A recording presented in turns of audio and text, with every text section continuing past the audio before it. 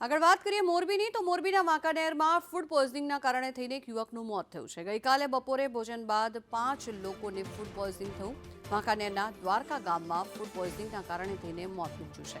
મધ્યપ્રદેશથી આ પરિવાર આવ્યો ત્યારે ખેત મજૂરી કરવા માટે તેઓ આવ્યા છે ત્યારે ઝાડા ઉલટી થતાં સારવાર માટે તેમને હોસ્પિટલ ખાતે ખસેડવામાં આવ્યા। પત્ની અને 3 બાળકો હોસ્પિટલ બહાર સારવાર હેઠળ છે।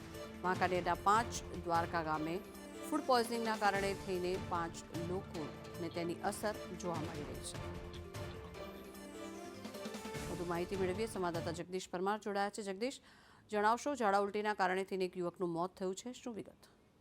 ચોક્કસ જંખના વાત કરવામાં આવે તો મોરબી જિલ્લાના વાંકાનેર તાલુકાના 5 દ્વારકા ગામે ગત સવારે રસોઈ બનાવી હતી, જે બપોરે પરિવાર સાથે જમવા બેઠા હતા અને આ દરમિયાન ઝેરી અસર થઈ હતી અને જે ઝાડા ઉલટી થતા તેઓને વાંકાનેર હોસ્પિટલમાં સારવાર અર્થે ખસેડાયો હતો, જેમાં અનિલ છગનભાઈ ડાવર જે 34 વર્ષીય છે તેને સારવાર કારગર નહીં નીવડતા તેમનું મોત નીપજ્યું છે। જ્યારે પુત્ર અને પત્ની અને અન્ય 2 વ્યક્તિઓ તેઓએ પણ સાથે ભોજન લીધું હતું, તેઓને પણ ઝાડા ઉલટીની અસર હતી, તેઓને પણ સારવાર અર્થે ખસેડવામાં આવ્યા હતા। જોકે અનિલ છગનભાઈ ડાવરને સારવાર કારગર નહીં નીવડતા તેઓનું મોત થયું છે અને આમ વાંકાનેર તાલુકાના 5 દ્વારકા ગામે ફૂડ પોઈઝનિંગને કારણે એક વ્યક્તિનું મોત થયું છે। જંખુદા જી, આભાર સમગ્ર માહિતી બદલ।